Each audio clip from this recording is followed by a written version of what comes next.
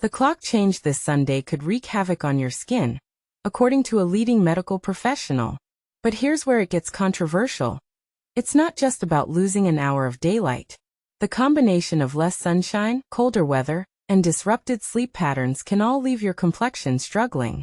And this is the part most people miss. The skin's natural repair process, which occurs primarily between 10 p.m. and 2 a.m., can be disrupted by the time shift, potentially causing breakouts and puffiness. But don't despair. Dr. Donald Grant, a GP and senior clinical advisor, has some expert advice to help you survive the post-October 26 transition. He recommends taking over-the-counter vitamin D supplements to counteract the deficiency, as shorter days mean our bodies produce far less of this vital nutrient, which is crucial for skin health. But that's not all.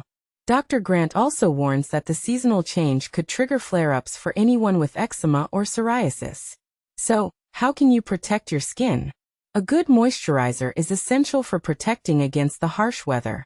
For a beautiful complexion in autumn and winter, he particularly recommended products that help maintain the skin's natural barrier and provide long-lasting hydration. And here's a surprising tip. Even if it's gray or cold outside, UV rays can still pierce cloud coverage, so don't forget SPF 30 or higher.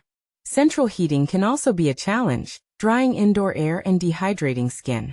A humidifier can help, but keep temperatures moderate. Simple habits make a difference too. According to the doctor, adequate hydration is key. So drink lots of water and stock up on foods like cucumber and citrus fruits, as these have high water content. Getting 7 to 9 hours of quality sleep also allows skin to repair itself properly overnight. So, are you ready to take on the clock change?